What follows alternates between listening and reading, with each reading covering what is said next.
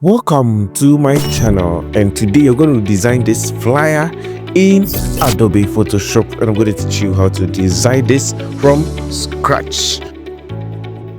When you open your bridge in Adobe Photoshop, the first thing you're going to do is that you click on new file.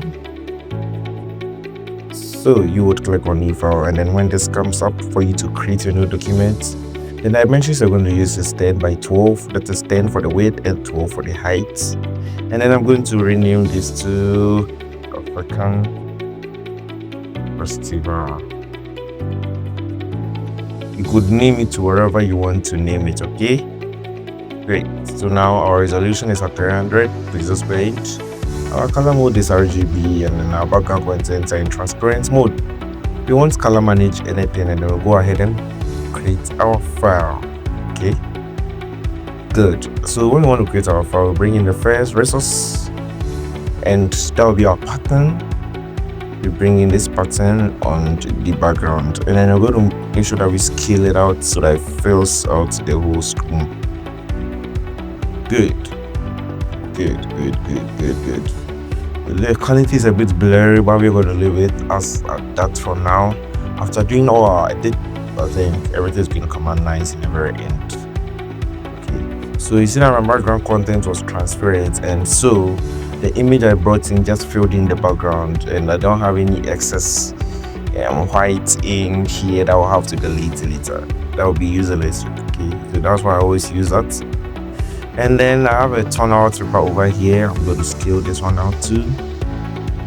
But you've noticed I'll have to select the subject out of the paper. Great. So after I finish selecting the subject, I'm going to mask it out. So I'll just click on create layer mask, and then I'm going to do some transformations for this one. Okay. Let me flip horizontal first of all, and then that will be done. And then I'm going to increase the size a bit so that it almost covers the full page. Okay, good. Now let me use my arrow keys to shift it down a bit. Great, I think I love it like this. Now the next thing I will do is that for this layer, I'm going to go to here. Okay, I'm going to apply a gradient overlay to it. I'm going to apply a gradient overlay to it. I use a gradient overlay and not any of these options, because you see there's a gradient over here, there's gradient map, but when you use these options, it covers the whole page and it doesn't apply the gradient to the specific layer. Okay, even when you create a clipping mask, it looks some way.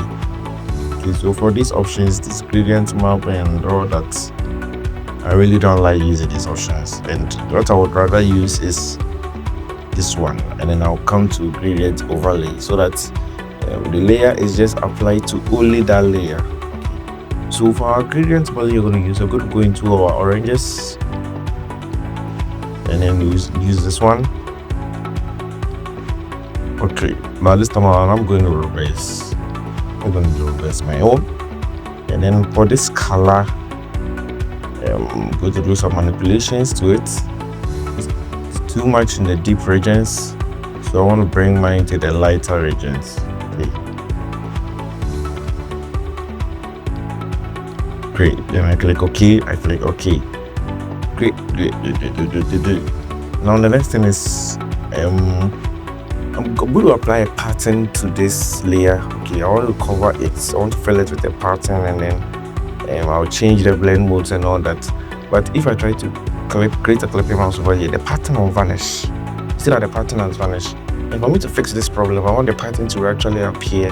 It's no fault of mine, but because of the gradient overlay, when we say an overlay, it means that it has covered this particular layer. So we don't have to use an overlay anymore. We could just create a layer out of this. Okay, so we could just create a new layer out of this, and then we just click OK. So with this option now, our pattern is now showing, and now we can clip our pattern to the underlying layer. Okay, so at this point what I'll just do is change the blend modes to lighten, and then put it at 10%. and then you see that it looks better. Okay. Good. Anytime you're designing, you have to try out new blend modes all the time. You have to try out new blend modes. Clipping mask was removed, so I just created my clipping mask again. I used my Alt key plus my left click key to create a clipping mask. Alternatively, you can right click and then do create clipping mask or release your clipping mask. Okay. Now, great. The next thing I'll do is I'll bring in my picture of the people drumming. Okay, it's the festival, so and it could be in an African setting where there's always drumming at their festivals. That is why I need to bring this one in. Great. I create a clipping mask for this one too. And then for this one, I'm going to change my blend modes to multiply. And then I'm going to reduce my opacity to so much.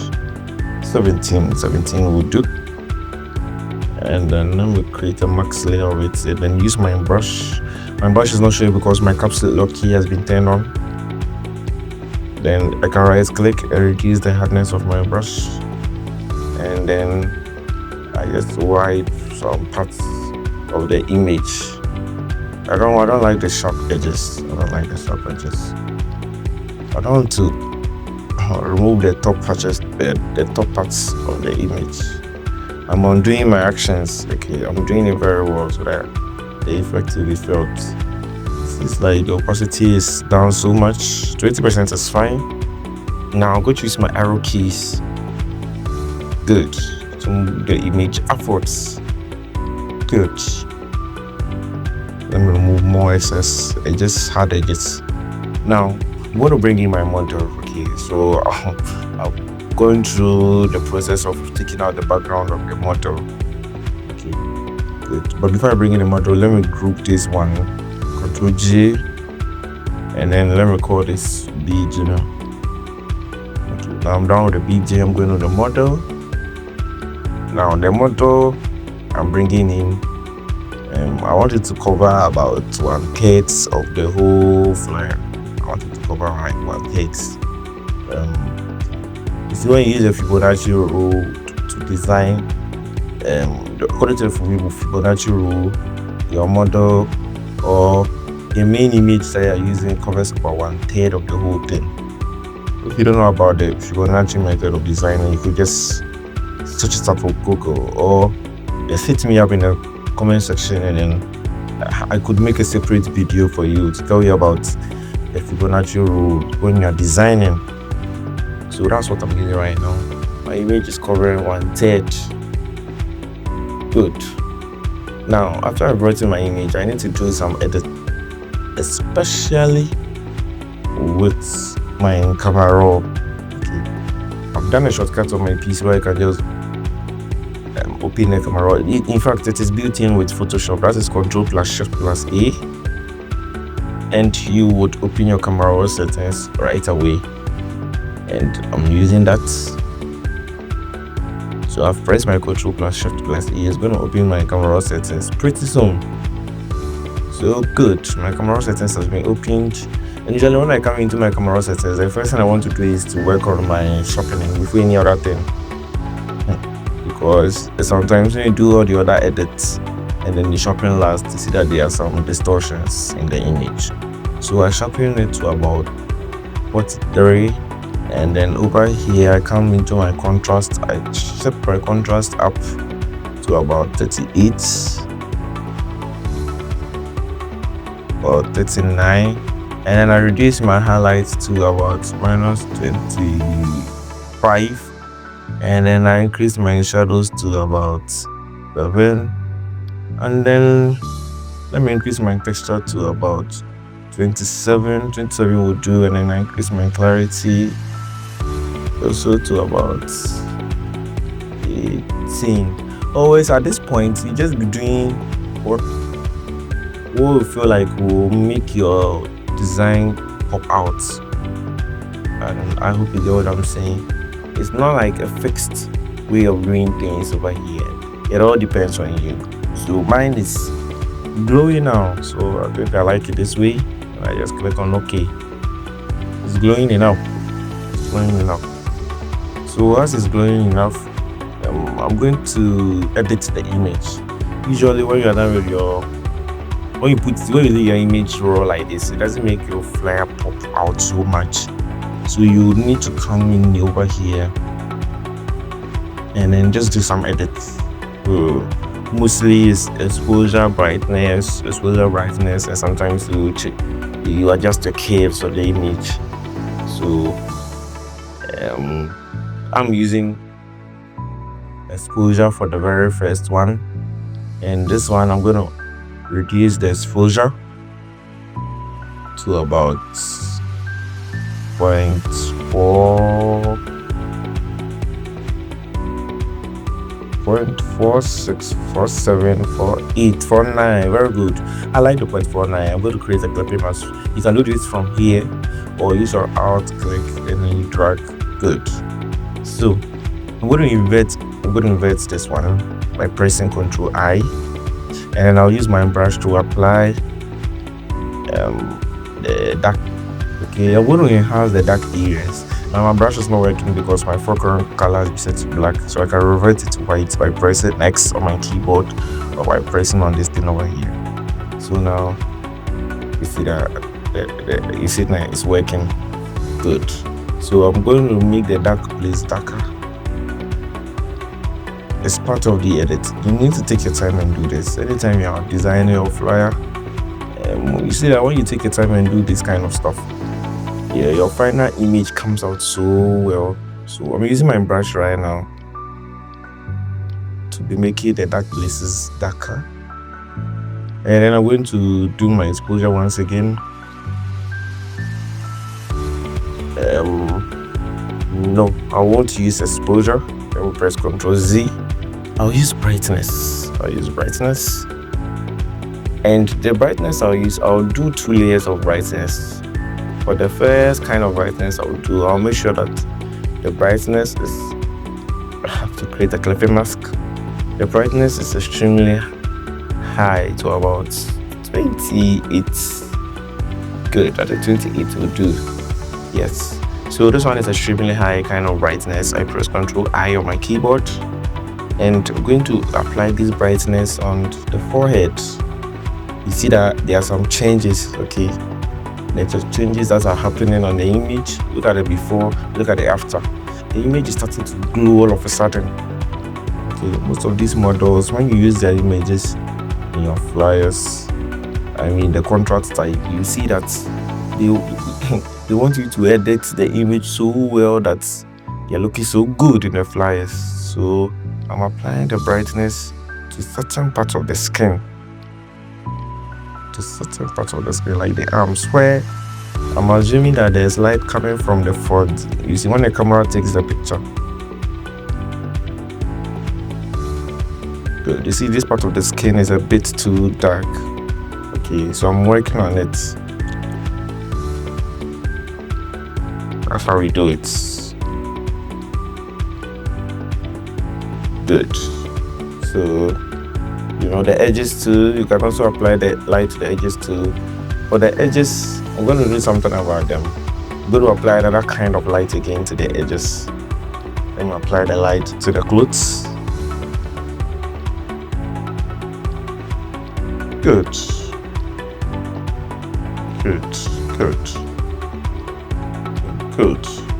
Make sure that your toning is done so well that some parts of the body don't look so fair, some other part of the body looking dark. No, else it won't make your design so nice. Good. Let me come to my dark areas and be doing something again to it. It seems like my light was too bright at some points. Good. Now, like I said, I'm going to do another layer of brightness. So let's go into brightness again, and then I'll increase my brightness slightly. The clipping mask has been created already. Okay, good. 29, maybe 35, and then I press Ctrl I to invert the max. And this time around, the very edges, and the light has to be extreme over there. So I'm going to apply this light only the edges that will receive the most light. Sometimes the dresses reflect light more than even the skin itself, so you might want to, add some patches of light. Good, you see that now there are some changes over here to the skin. At first it was too dark, the color toning was so bad, but I have fixed it. Good, so light will fall on some parts of the dresses that will make the dresses reflect lights, and I think that's it. Let me do something on the hair. No, I think that would do at this point. I think that would do. So with this, I can choose to apply. I want the model to be a highlight in this flower. Okay, so for the model to be a highlight, I need to add some colors on, behind the model itself. I'm going to show you what I'm saying. So I'm going to create a new layer over here. I create a clipping mask. I'm going to use my brush to add some light, okay, behind the model itself, so that the model becomes the focus of the design. Okay, I'm going to click twice. So 1, 2, very good. I press my V key again. Let me revert my colors. And then with this, I'm going to use the same yellow I used by this time around. It should be a lighter version. And what did I just do? On this same layer, on my brush, I reduce the size of my brush and I click again. 1, 2. The effect is not being felt. Let me increase the size of my brush. Oof. Seems like the lights it's not contrasting so much. Good, I think I've done it now. So 1, 2, and that is it. And I'm going to convert. I'm going to change the blending mode of this one to. I don't think screen would work so well.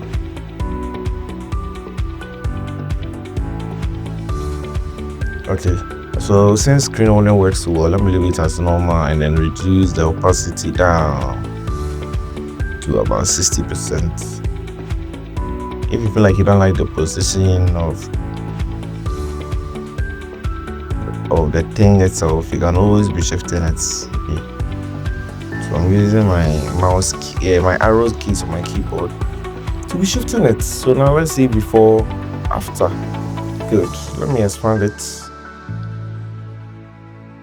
When you do these kind of things, it just elevates your design so that it looks better. I have a problem with this. I feel like the white in it is too much, so I'm going to revert everything and then take out the white so that I left with only the yellow ones. In fact, designing is like that. There's no one way you can do something. Sometimes things just go wrong when you're designing, and you can always revert. That's what I love about Photoshop. You can revert and do a correction. In some cases, you can just adjust, that thing. So instead, let me create a new layer. Instead of doing it on that same layer, create a clipping mask. Use my brush. Make sure I go into deep yellows. I click twice and then I reduce my opacity, and then that'll be it. So it's not being felt, but then it is there. The eyes can detect light in different ways. Okay, so usually when someone, I'm moving my lightening up a bit, when someone sees your flyer, the person is able to feel all the lightning that is coming out from your design. Yes, surprisingly. And they did kind of designs that you did so much work in it, especially with regards to the lightning. You see, those designs are perceived to be nicer than the ones that you don't do so much work as regards to the lightning. And that's why you have to always take your time and then do your lightning correction, especially with your model that you use in your flyer. Make sure that all the lightning you use is done correctly. Okay, so I'm going to group this Ctrl G, and then I'll call this model.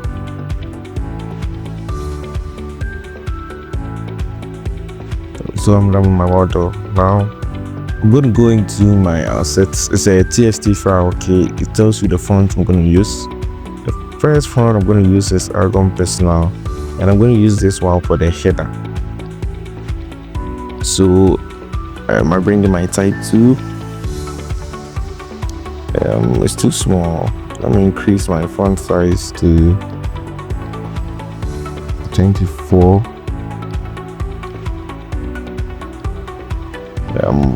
24 is too small. 60 will do. And then I copied the font over there. That's Aragon Personal. And then I make sure that the color is pure white. And then the text is going to be Ashanti. Use my V key, and then I'm going to duplicate this text.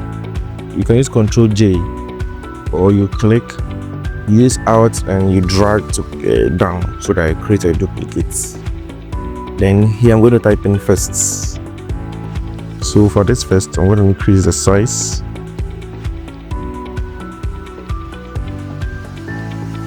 I've seen some videos on YouTube where I've seen some videos on social media where people say there's a new way to do this in Photoshop. I've not explored that one yet, where they say that if you want to duplicate the text, so that at the end of the day, the new text that you brought in aligns with, the one on top.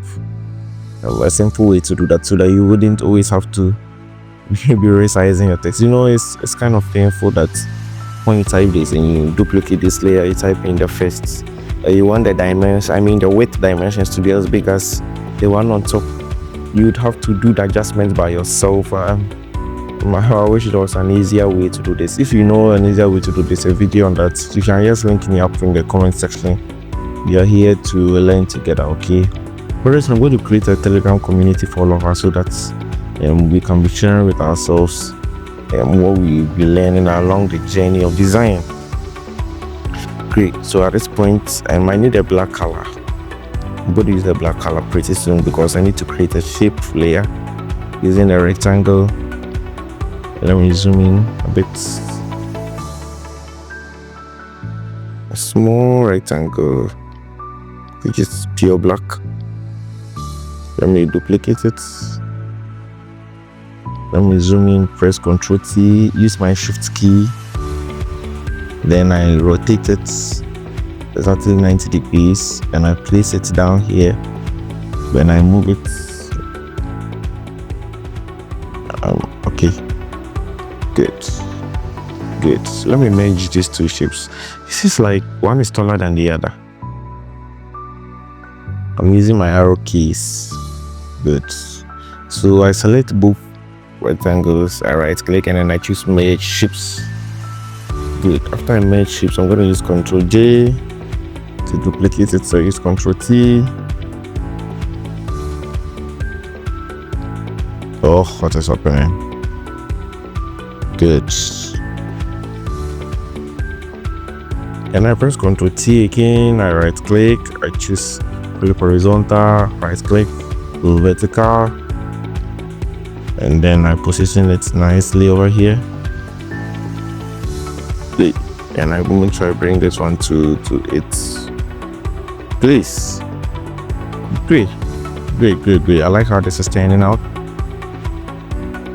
So I'm going to, this is actually just the header. Okay, so let me just group it, Ctrl G, and call this header.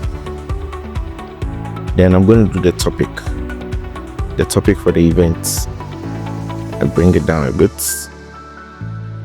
I create a rectangle, and then I type in a new text. I make sure I don't type it inside of the rectangle, okay? So this text is going with topic. But the font I'm going to use is going to be the Kiowa font.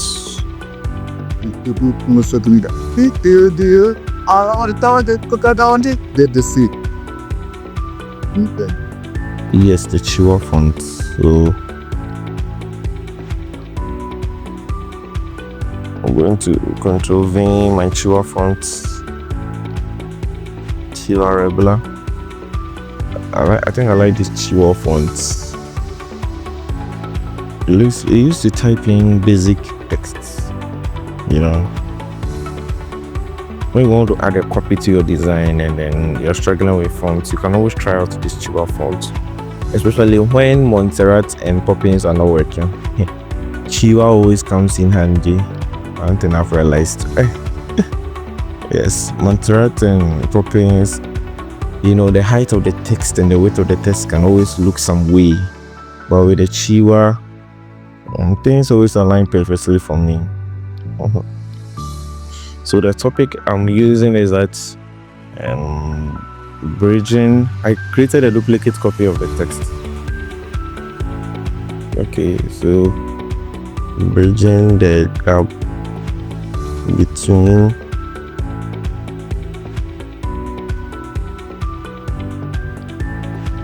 I'm going to change the font of this one. I'm not going to use Chua. I'm going to use Montserrat. And the Montserrat I'm using is bold. Anytime you are designing, don't just put yourself in a box into choosing just one particular font. Don't restrict yourself. You see that the Montserrat and the Chua works well together. So I'm not going to restrict myself to using Chua throughout. No. Montserrat also work. I'll use Montserrat.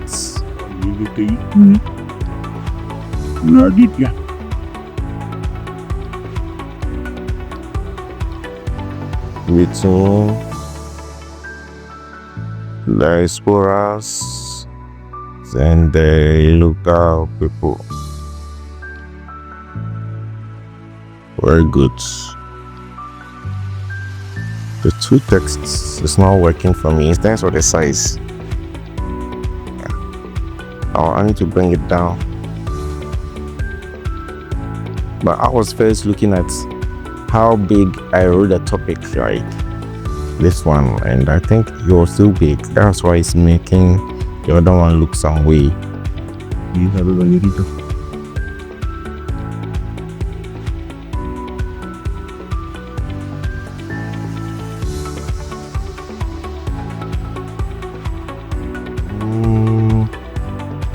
Let's leave it as this for now. It still looks some way, but I'm going to leave it like this for now. When you're designing, you could always adjust your texts for it to look as nice as you want it to be. So I'm going to do text, I call it topic.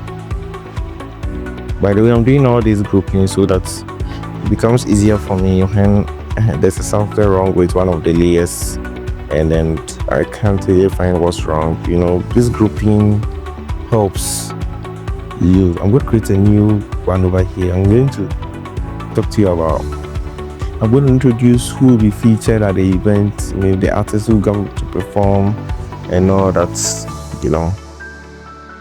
So I'm going to duplicate this one. In fact, before I duplicate, let me do corrections here. I'm planning to do some gradient overlay over this one with the same orange gradient something. So I click on it, but this time around, make sure that the colors are blending in very well. This is too bright of yellow. I'm choosing something like orange. Good. Slightly. The blend should slide. Good. Before I duplicate. Good. So at this point, I'm going to revert back again to using my Chua font. Then I'm going to do performing. I'm using my Chua font again. Let me type in Chua.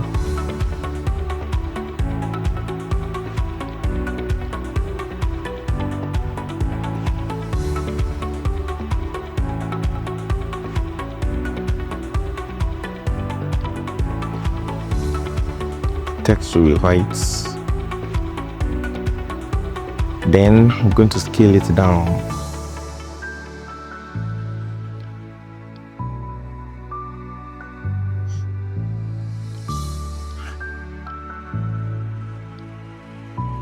I'm going to fast forward this part of the video, okay? You can just do this by your own by just watching, okay? Good.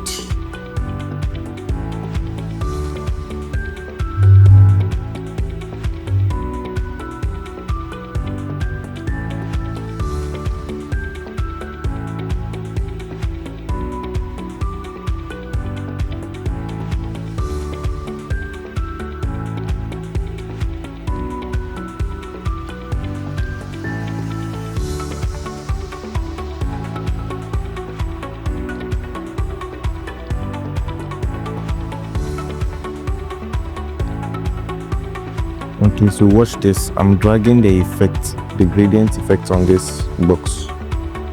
So that's what I did over here. Nothing strange. And I bring this up a bit.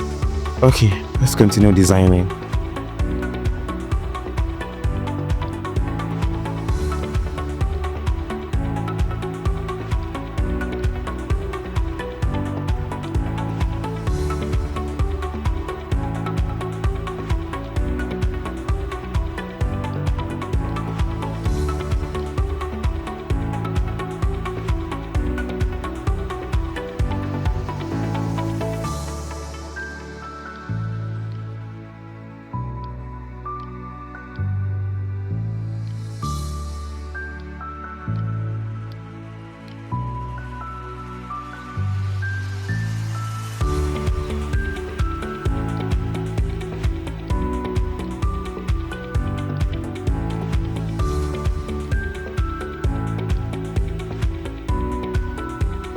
So this time around, the font I'm going to use is Intro Line.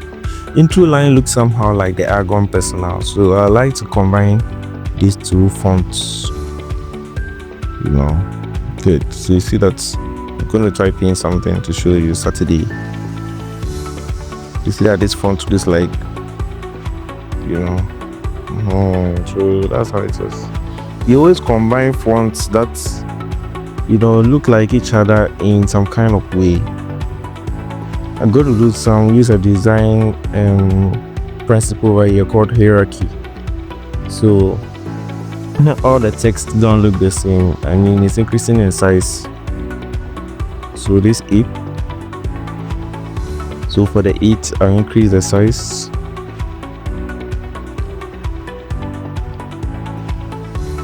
You see what I'm doing? Then I bring in my very last text over here, which is July.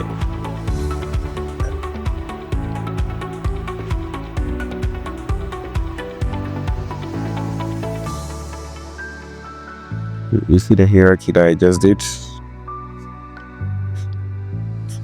That's how we do it in the town. Good. I want to align everything over here. That's my alignment options. I'm not seeing any alignment options. Okay. So I align it very well. Good. So I can use my Monterant again to add the time. 10 a.m. 2 p.m. before I bring in the hyphen. When you bring in hyphen as you type, one thing I realize is that the hyphen, I don't know, it changes the font. You see, if I bring the hyphen and I type in the 2 p.m., you see what happens. But when you don't bring in the hyphen, 10 a.m. 2 p.m. before you bring in a hyphen. That's how I do it, to avoid the font from changing.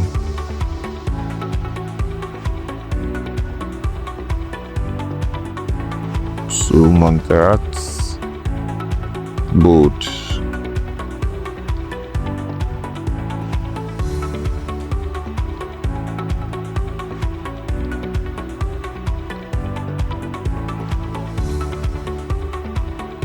There's one problem with this one, the spacing between the fonts.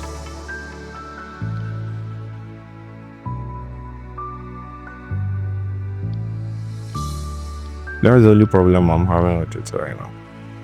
I'll correct that very soon.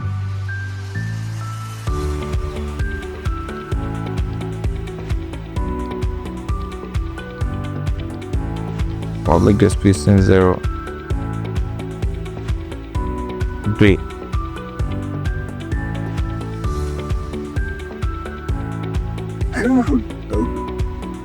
Great. So let me prove this and call this Control G, and then call this performing. The size is too big after all. It's better this way. It's better this way. So I'm going to do the rest. I'm going to fast forward the video again so that just watch me do the rest. Okay.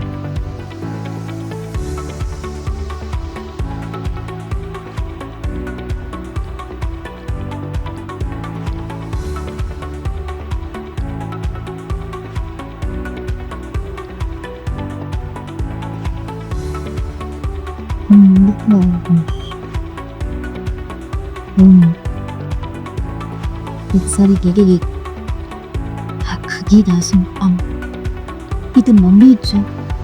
주 나게 되게 가득은 이게 놈팅 그 삼뜨고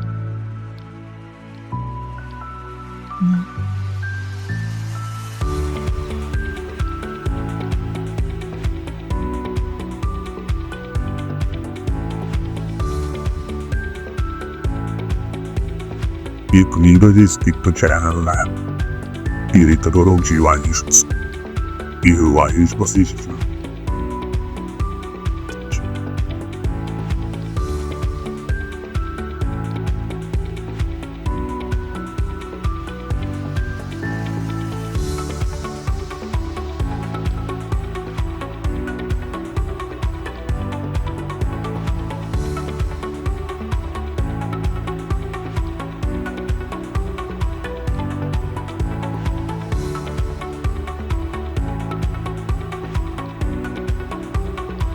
무슨? 내리 Ήταν mieux que la réponse. 내가 했다고? 안 끝남. 애기 기라고 김만아 체스타위에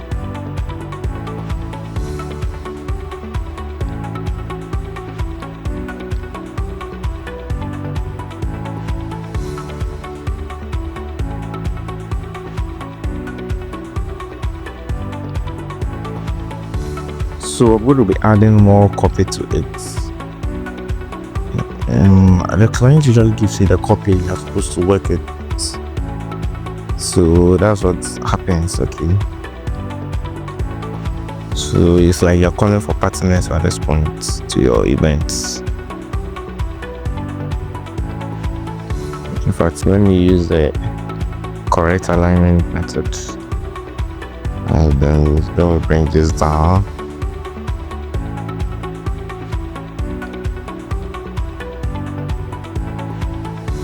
And then I'll bring in the very last thing. The very last thing I'm doing is more info. For more details about the events, this is the number you're supposed to contact. Have you realized something I've been doing so far? That I've been alternating the colors. Like I use the orange color and I use the white color. I use the orange color and I use the white color. I see. Good. So that's what has been happening. So I'm bringing in the contact details.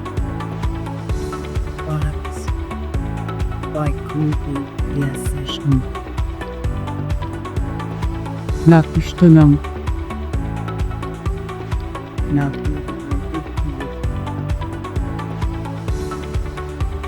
024. These are just random numbers.